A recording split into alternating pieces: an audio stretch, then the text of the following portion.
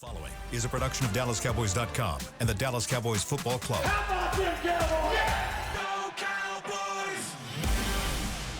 This is Cowboys Storyline, presented by Gillette, the official shave of the Dallas Cowboys. Here's Nick Eatman.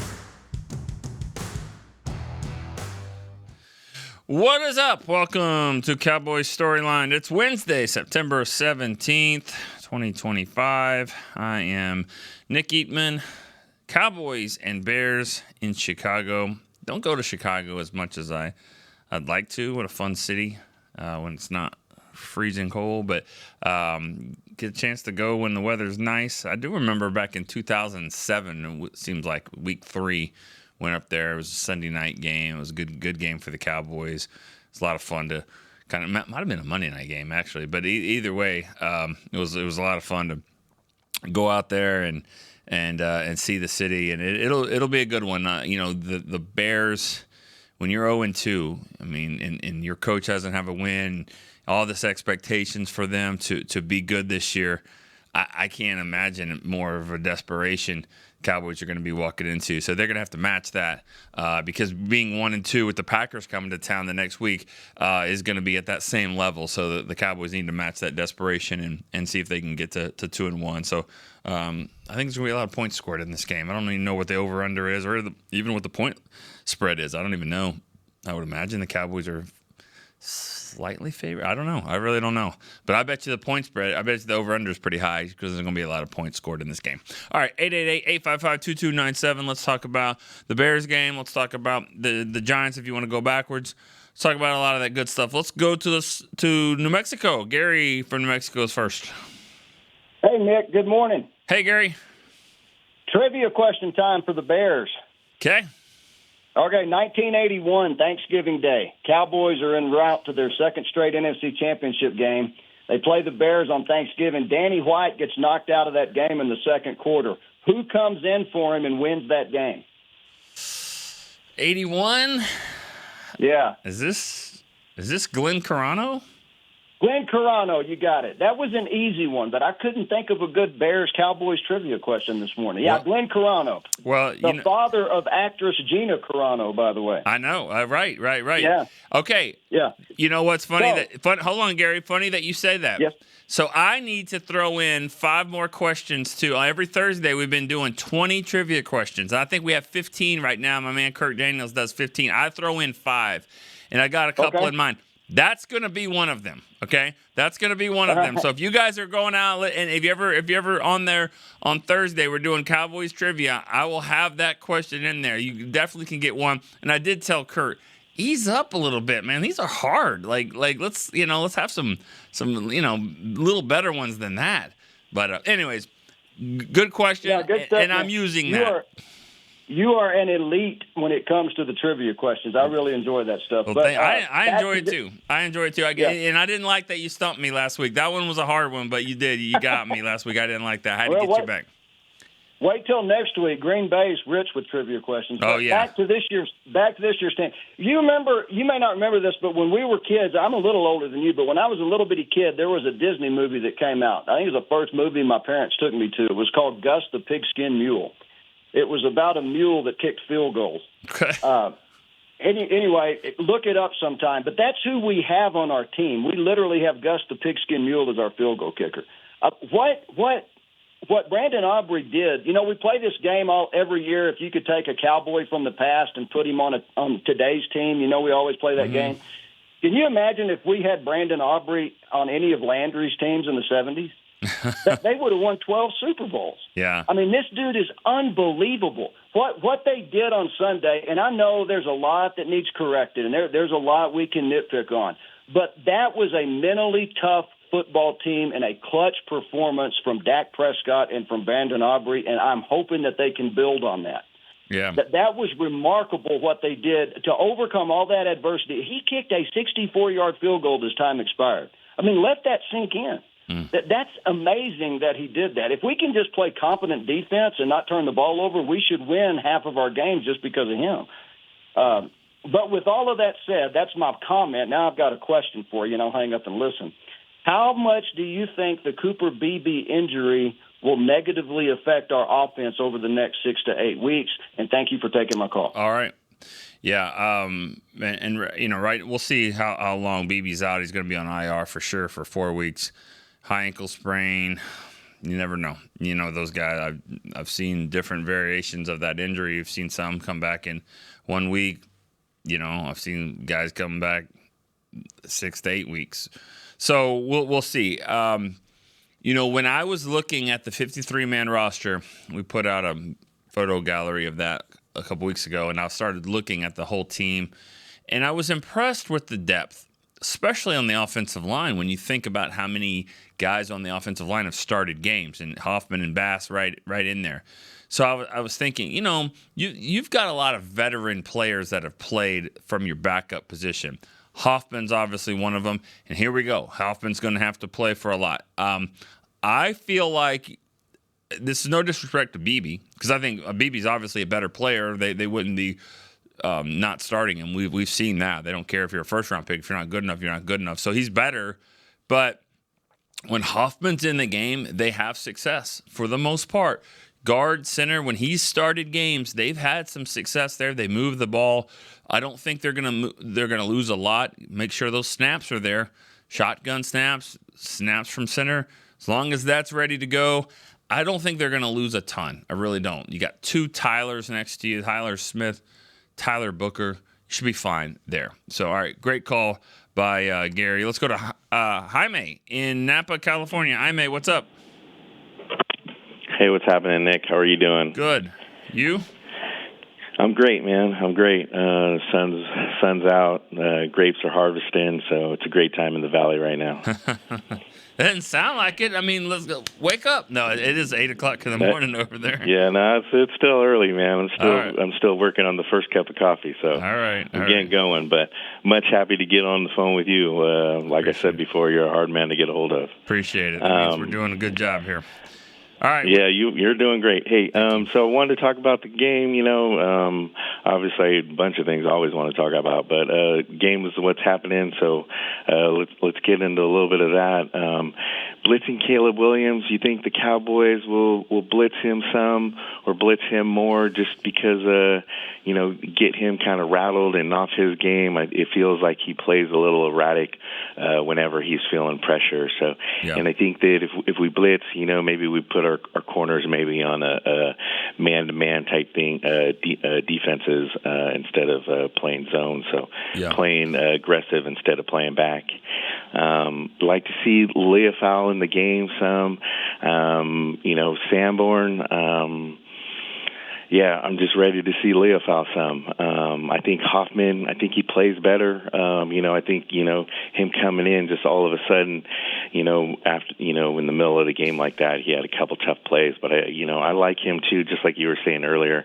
I think he's a scrappy guy, and, he just seems like he's in there fighting, no matter what, guard, center, whatever. So I like that there. And then, man, I know that, Sanders has did some good things in each of the 2 games, but, and I know that he plays because he's a veteran and, coaches trust him.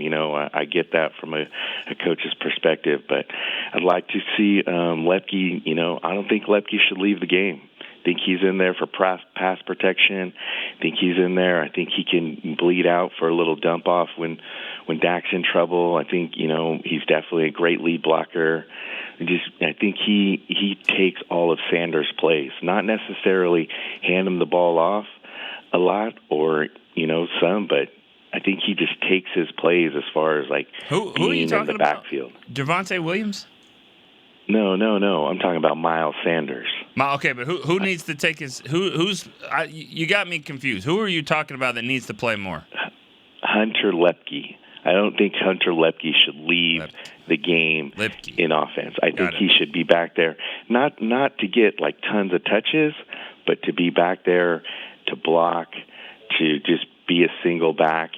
Whether you're going to motion CD in the backfield as a running play, he's a lead blocker there.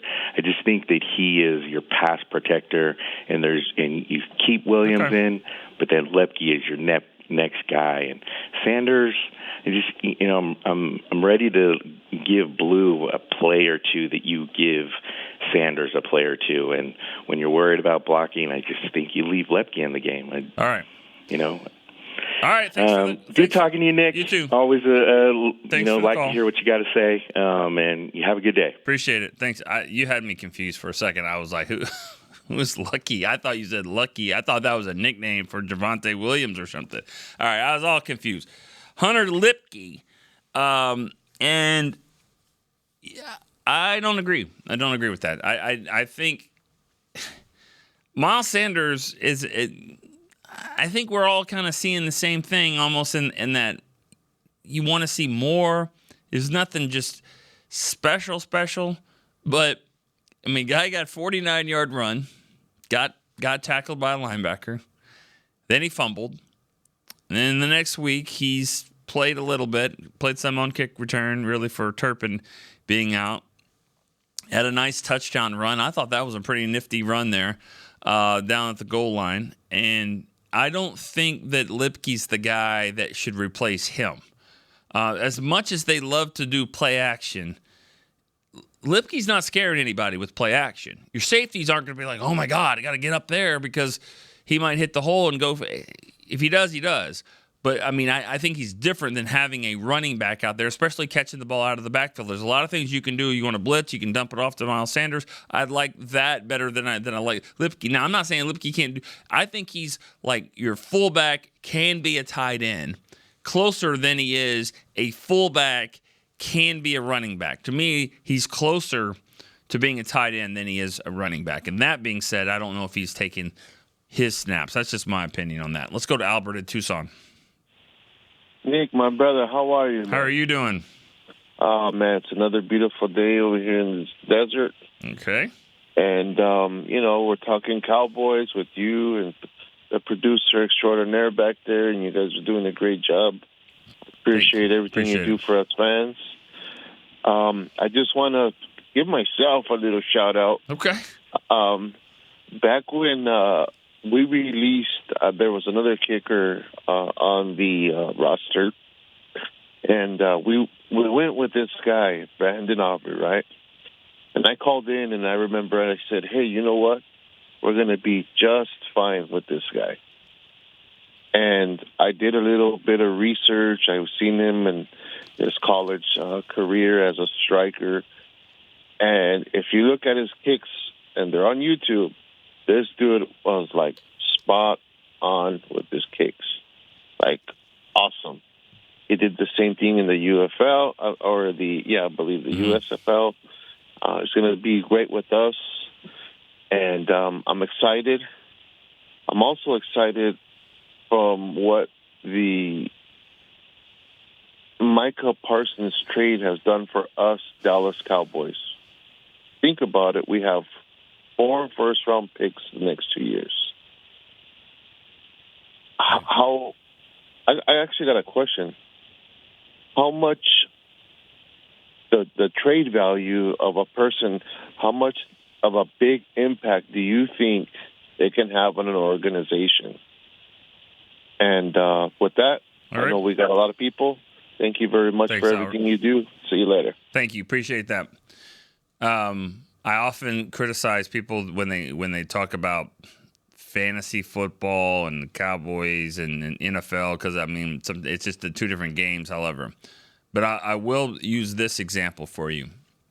When you're playing fantasy football, you have the number 1 pick, or if you're in one of those leagues where they I forgot what it's called, but when you can pretty much buy any player that you want. It's not a draft. It's like an auction. It's an auction draft.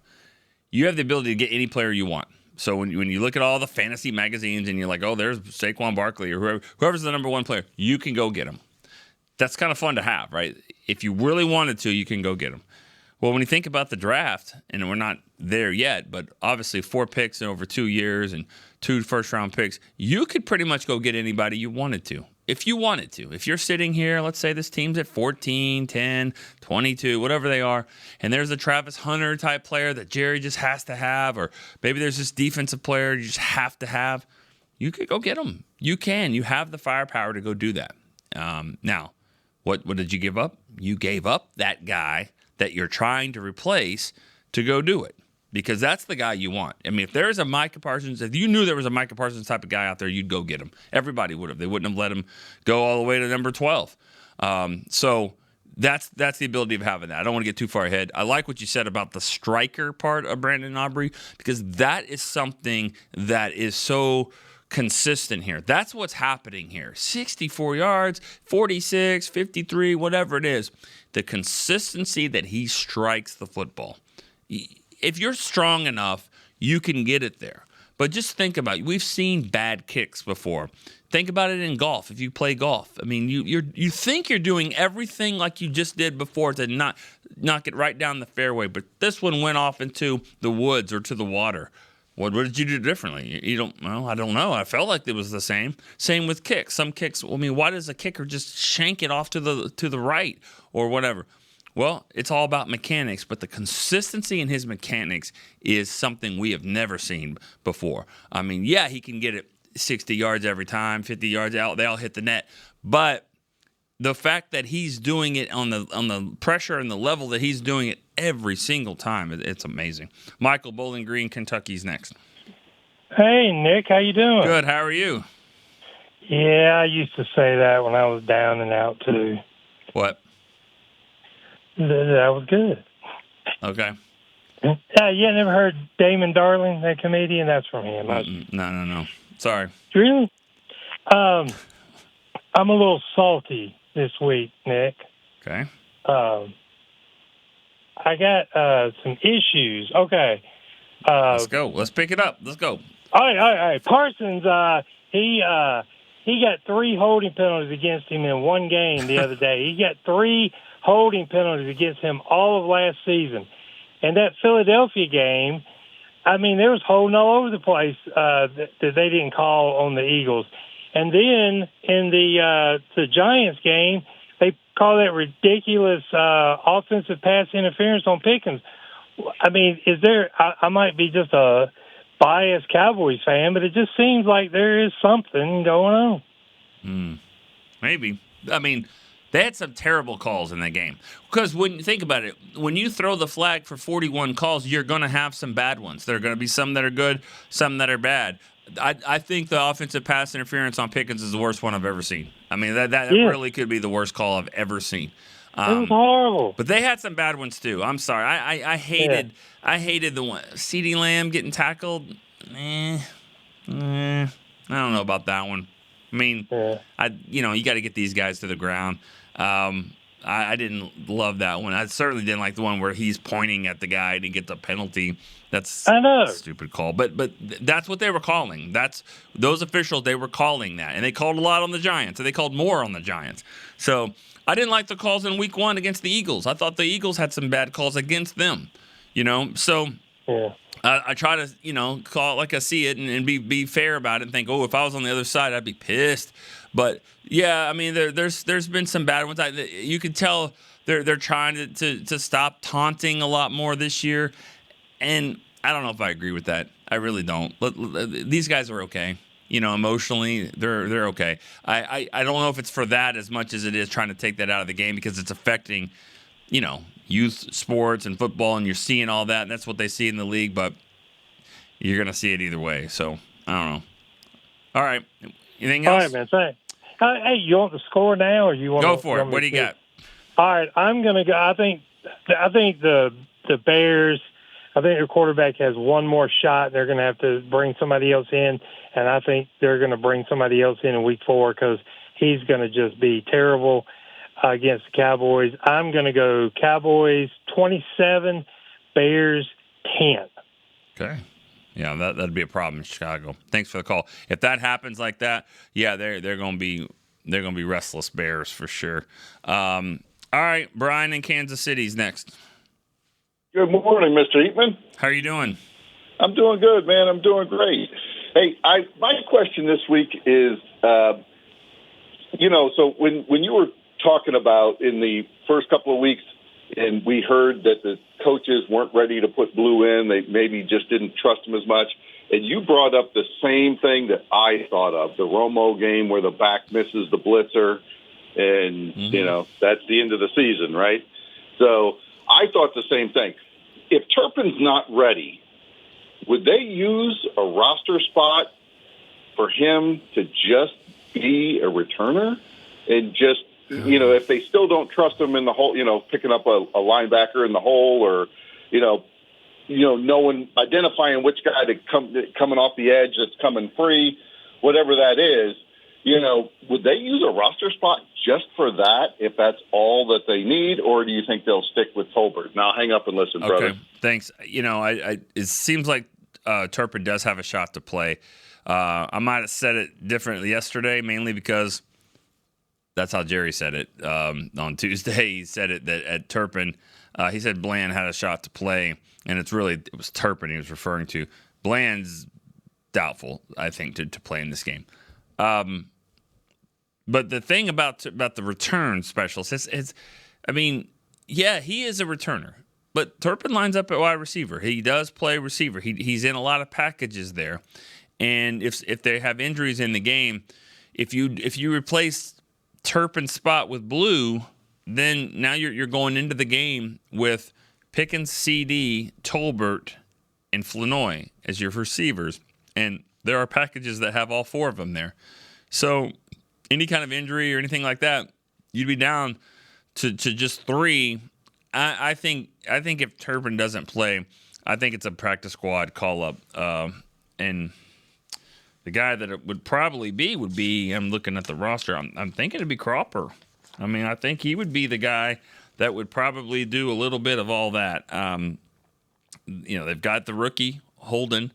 The Jalen Brooks as a receiver could come up there. So it'd be one of those guys. Cropper could do a little bit of some return things. Holden might be able to do that as well. So I would think if Turpin doesn't play, I think you go with a receiver there. And if Blue's going to have to be ready to go, to replace one of the players that they have. We'll see Jaden Blue at some point for sure. And let me say this other thing before we go to break here about Blue's a guy everyone wants to see. Leofau's a guy they want to see. Well, just remember this. What the defense has not been great for sure, but in the first two games, you see talking about stopping the run, whatever rushing yards. Those rushing yards weren't really against stopping the run. A lot of it was Hurts. They had Barkley to 50 yards, 55 yards, and last week they came in. Scattaboo had a few yards, had like 45 or 50 yards, had a couple nice plays. But they've been stopping the run for the most part, and that's part of it. That's what we've all asked them to do.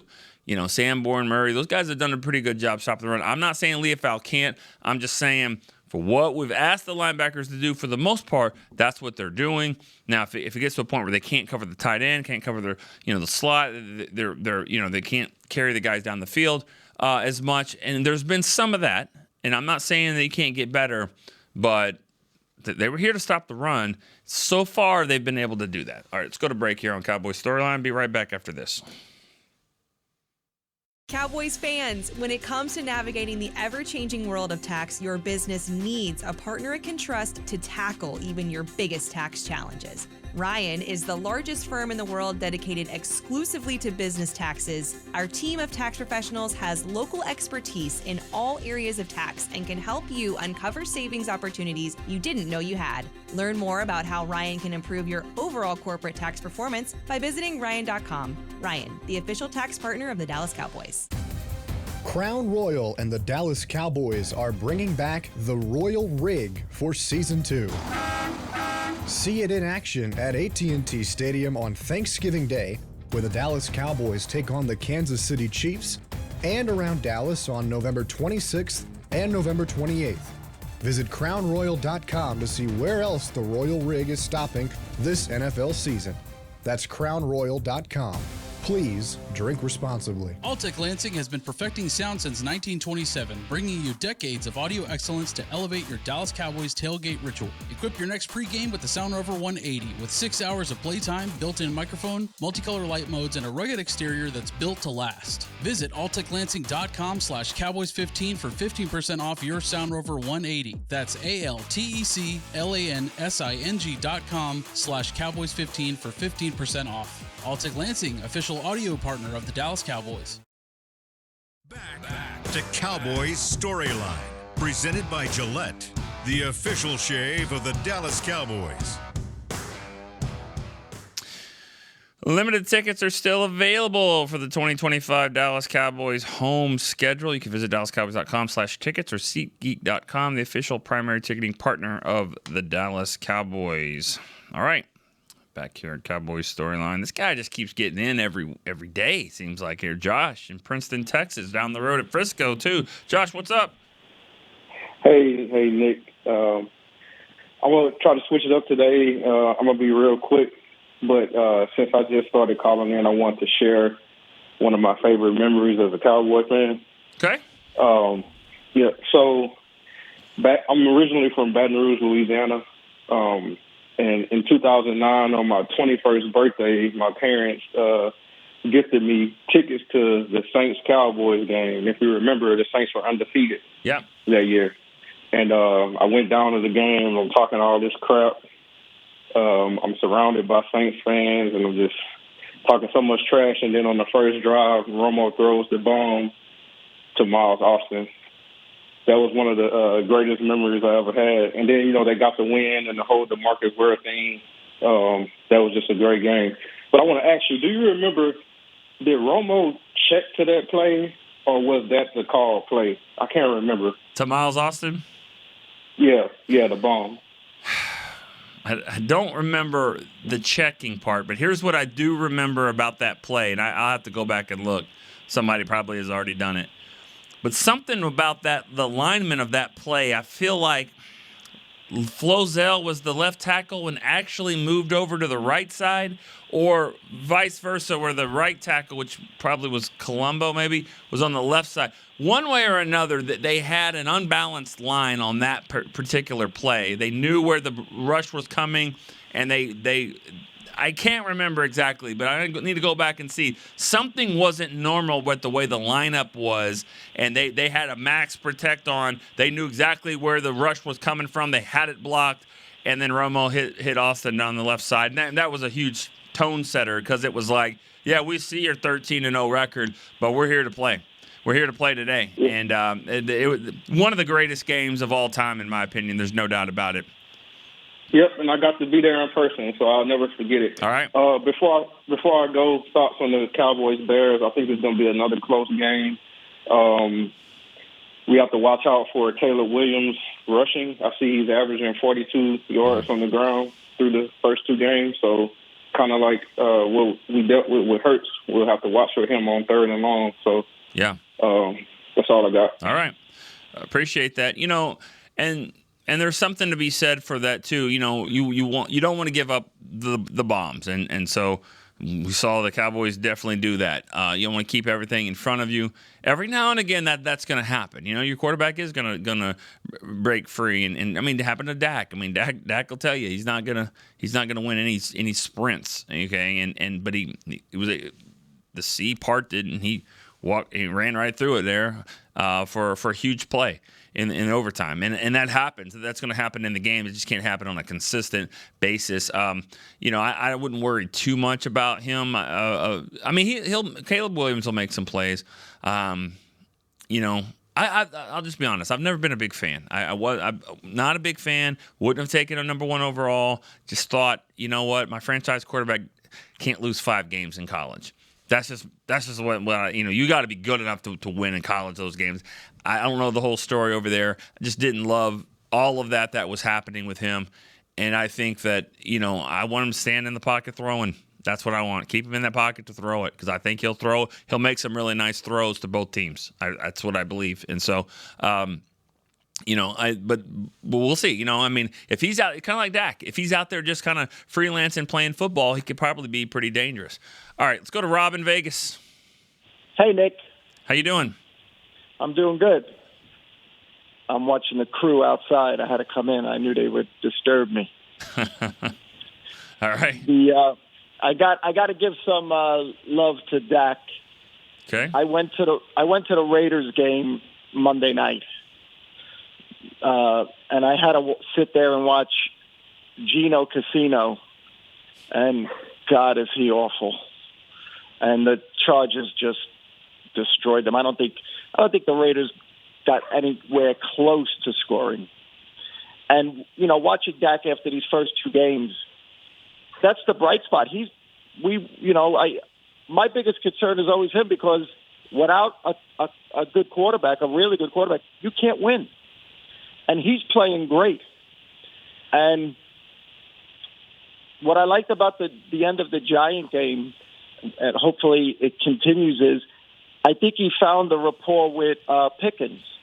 He was in some tough downs, he was throwing to Tolbert, and I'm sure, like other fans, were yelling at the TV, like, why are we throwing the Tolbert on 4th down or whatever? But then he started to go to Pickens more, especially that kind of closed out the game. And I think hopefully that continues. One of the callers called in talking about, we have those 4 draft picks. If you wait to the draft to use those draft picks, you're going to waste them. You need to build on this team this year, especially if we're hanging in there, because I don't think Washington is as good as everybody thought. I don't think Philadelphia is as good. No. So you may not have Pickens next year. So if you could hang in, have a winning record, and you're going to be right there, I believe, this is when you got to use those picks maybe at the trade deadline. Build this team. If they keep kicking the can down the road and, you draft and you hope, that's going to be gone. And CD's going to be older, and you're going to have to start this process all over again. I would love for the first time in a long time, build on what you have. You have a really good nucleus. Letting Micah go was dumb, because you said it. Everybody's looking for him. Everybody's looking for that guy. Now, $47 million? Okay, I get it. So now go trade for Trey Hendrickson. I think he's there for the taking. 17 and a half sacks, the last 2 years. Micah never came close to that. I'm not saying he's as good as Micah, but he's better than Micah at certain things. And people say he's old. The guy's 30. Go get him. You could probably sign him for $35 million a year for a couple of years. Even 38, 30. It's a bargain now. But build on this team. Okay. Now, don't get me wrong. If we lose to Chicago, we lose to Green Bay, we lose, and then you feel, no, okay. But I don't think that's going to happen. So let's build on this team with this group. I get it. All right, Rob. Thanks for the call. Yeah, I think that it's kind of like you see it in baseball a lot. Like, what are you? Are you a team that's going to try to add at the trade deadline, or are you going to be a seller? And it's the jury's still out on all these teams right now. And we got a call from Kansas City. We talk about the Bears being 0-2, the Chiefs are 0-2. I think we all still feel like the Chiefs will probably, find their way up there.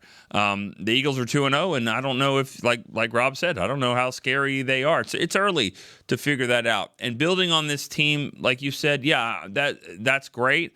But if you're going to trade a first-round pick, or if you're going to trade some of your picks for that, then I think that you have to make sure that who you're getting is going to be somebody more than just this year. So that's what made the Amari Cooper trade work at the time, because they was like, he's 24 years old and he's productive and he's going to be here for a while, and he was for a while until it was time to move on from him. So I think that's the key is making sure that you use your picks the right way, and they might just stand in there and draft good football players, because. You can say, I don't want another Tyler Guyton, I don't want another Mozzie Smith. Yeah, but they also paid $80 million to Tyler Smith, and he seems like he's going to be worth it. And that was another pick that a lot of you guys didn't like. Tulsa offensive lineman who has got a history of holding penalties. Are you kidding me? That's what was said. If you're not blocking people in the American Conference, how are you going to go to the NFL? Well, they moved him to guard, and he's really, really damn good. He definitely is. All right, let's go to. I got a text question here. This is Kyle in Sarasota, Florida. He said, thoughts on more 12 personnel with Spanford instead of Schoonmaker. Spanford's grading out very high with run blocking so far. It's getting there. I mean, I just don't see what Schoonmaker's providing value-wise. You know, if you got another guy that can make some plays down the field, probably a little bit better. He's a bigger guy than Schoonmaker. He looks like a better blocker. We're kind of at that point right now. I mean, I know that they see a lot in Schoonmaker, and they wanted him to develop there, and he's. You know, it seems like he's one of those guys. As soon as you kind of count him out, he'll make a play and they make a touchdown down the field. And so, but he's not a consistent there. And it's hard to be a consistent when you're back up tight end to Jake Ferguson, who's going to get a lot of catches. So I don't think you're far off there at all. Let's go to Ronnie in New Jersey's next caller. Hey Nick, how you doing? Good. How are you? Pretty good. I just wanted to state a couple of facts that about this team or recent teams with the Cowboys. I'm so glad. I know we had to lose Parsons, but I'm so glad we finally got a nose tackle that could stop the run. I mean, I am so thankful for Kenny Clark and not for nothing, but Solomon Thomas is outplaying our recent re-signee and Osa Odighizuwa from what I see. When I'm watching the game, those two guys are outplaying for a team that loves to sign their own or loves their own players and all that stuff.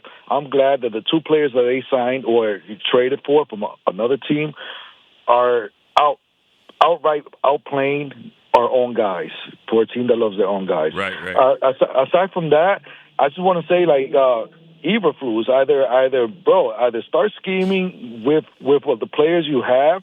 And stop playing all this zone coverage that old beat-up quarterback that's out, almost done, just threw 500 yards on you. Either start playing man-on-man or start throwing some blitz or something like that because that's not going to do it. That's not going to do it. I just want to hear your thoughts, and thanks for taking my call, Nick. All right. Appreciate the call. Thank you. Got a lot of tours going through the complex here today, and you never know what you're gonna see. You really don't. Good stuff. Sorry. I agree with you 100% on you got to mix this up. If you're Eberflus, you can't keep doing what you're doing. I mean, analytics is taking over now in the NFL. I mean, everybody calls in with PFF grades and all the drop back percentages and just everyone knows how many times people do this on second down when the wind's blowing and the sun's out and it's cold. I mean, everyone knows the analytics part of it. And if the fans know it, because these websites are throwing it out there, then the teams with their 7 or 8 members of their analytics department know as well. So it's got to be mixed up. You can't do anything 98% of the time, which is what those stats show on dropbacks and stuff like that. And so, especially when you give up 37, because ding ding, it didn't work. So mix it up. Nothing should be 90% of the time, unless you're just running the football up the middle, like in high school football, and then you're getting 7, 8, 10, 14, 32, 6, 8. Then run it until they don't stop it. But this isn't Remember the Titans where Herman Boone says, I got 6 plays. I mean, we've advanced a little bit further than that. Let's go to break here on Cowboys Storyline. We'll be right back after this. All right, Cowboys fans, this one's for you. Gillette's Best Shave has a new look this season, and they've got one that sticked out in Cowboys colors just for us. We're going to want to run, not walk to this one, y'all. The new Gillette Labs official Dallas Cowboys licensed razor isn't just Gillette's best shave. With 50% longer lasting blades than Fusion, it's the best a Cowboys fan can get. Get it while you can at Gillette.com/NFL. Gillette's Best Shave is also available as heated. Discover Aiden, the official luggage partner of the Dallas Cowboys and Dallas Cowboys cheerleaders. Known for top-tier engineering and craftsmanship, Aiden offers more than just bags. Originating from Australia and designed in New York, it merges fashion, design, and culture. Used by Dallas Cowboys players, staff, and the entire organization, Aiden provides style and functionality for all travelers. Visit AidenTheBrand.com and use code AidenXCowboys for 25% off your purchase. Travel like your favorite stars with Aiden. Back to Cowboys Storyline, presented by Gillette, the official shave of the Dallas Cowboys. This segment is presented by Yeti. Officially licensed Yeti Cowboys gear is available at Stadium Pro Shops, concession, and on Yeti.com. All right, final segment here on Cowboys Storyline. Let's go back to our phone line. Steve in New York is up. Steve? What's up, pal? Hey, man. How are you doing? All right. I'm so glad you mentioned the play in the Giants game because it went under the radar. But if they lost this game in overtime, the pass interference on Pickens, oh my God! I mean, horrific. Was I the only one who was like, okay, when they're going to show the replay, I'm going to be like, okay, it must have been blatant. I was like, you got to be kidding! Got to be kidding! And I was just, it's one of the worst calls I've ever seen. It really, you can't, not with the way, especially with the way Pickens gets held, and they call it sometimes, but not all the time. You know, no. And if you're going to let them kind of, I mean, because that's the way they say it. They say, hey, the defense has no shot here. You know, they got to put their hands on them a little bit, but on offense. Yeah. I mean, it's just a fight. The guy's standing right in front of him, like he's basically blocking him. So that's kind of the way it is. But that wasn't a tough call. And you know, they almost got and it was out a of big play, huge play, huge play. But now, were you at the game? Or were you watching on TV? I was at the game. I mean, okay. Because the play to me that I thought it was the game changer was when Wilson threw the ball backwards in overtime. Yeah. Okay, because I believe the next play was a Wilson pick. On the broadcast, they were like complimenting and giving credit to Scatterbull for knocking the ball out of bounds. Isn't that illegal? Or maybe I'm thinking of something else. If you knock the ball out of bounds, illegal, intentionally. I think the rule is knocking the ball in the direction that you are going. You can't bat the ball in the forward. In your direction. So the defensive guy, like Elam was running up there. If Elam had saved that and his momentum would have probably batted it backwards to him, that might have been a penalty, which would have been a costly penalty. Now, he could bat it sideways or backwards, but he's not going to do that because he's running at full speed. So that was kind of a hidden play, too. If he had batted that inbounds and it went back toward they would have called a penalty. And they would have probably got a first down. I don't know is it automatic first down for batting? Probably, but I'm not even sure what the rule was. That's why I asked. Yeah. I'm not even wasn't sure. All right, so I'll hit you with a trivia before I go real quick. Bears, being that it's Bears week, 92. Bears Cowboys. I call it the Curvin Richards game. Yeah, of course. What number one overall draft pick? NFL overall draft pick had his only touchdown of his career that day. I'm whispering Russell Maryland with the fumble recovery and one of the best/worst touchdown dances or celebrations. Didn't he flop or something? It was in the terrible. End zone? He flopped and then he goes down and then he kind of his hands and his legs like he's body surfing. Not good.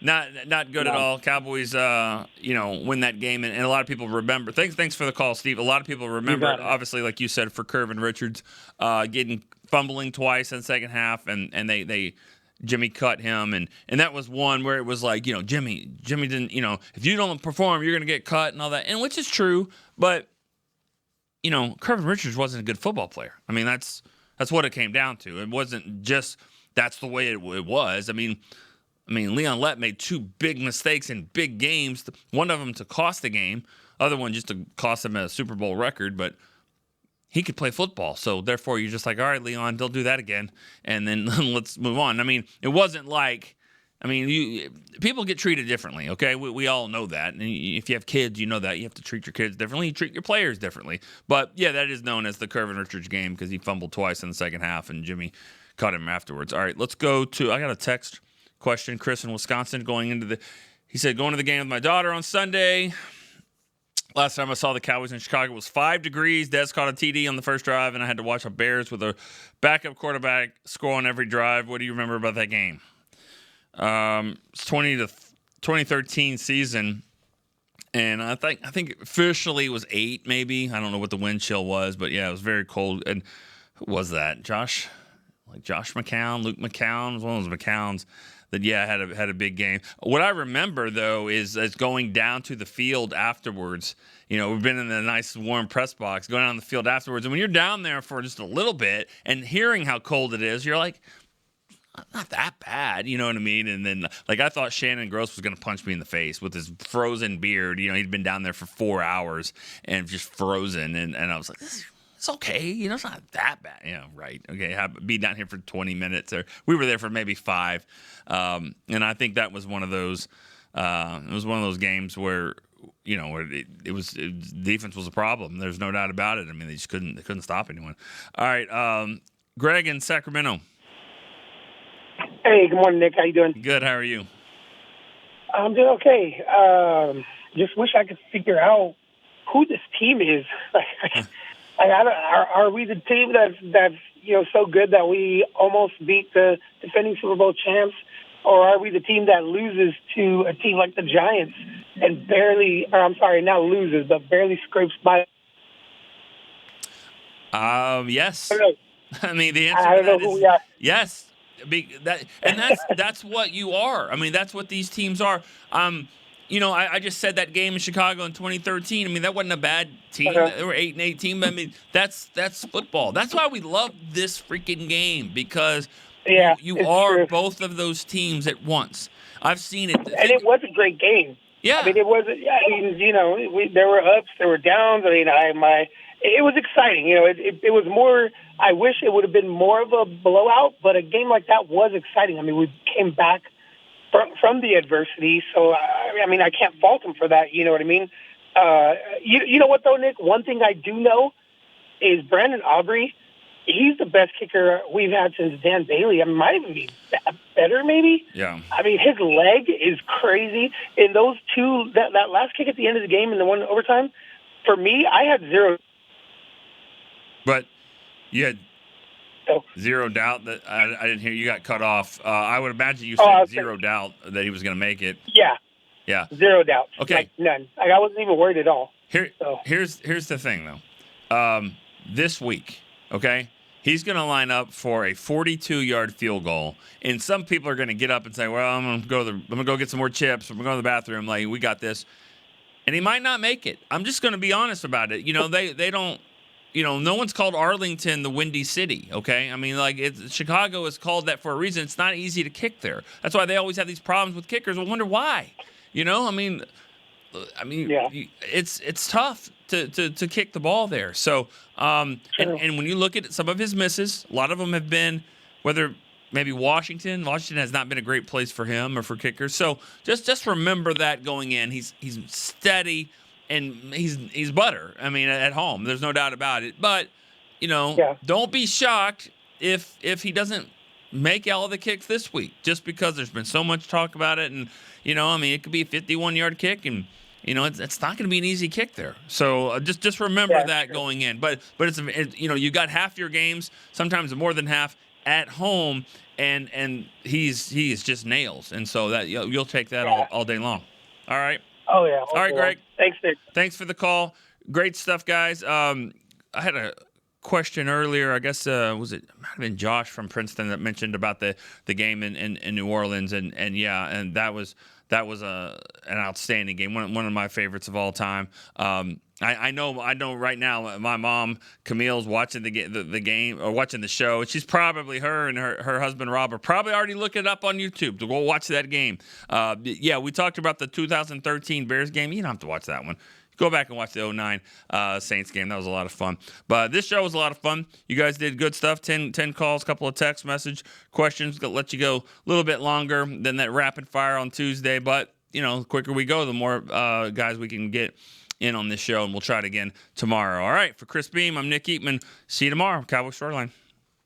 This has been a production of DallasCowboys.com and the Dallas Cowboys Football Club. How about this, Cowboys? Yeah!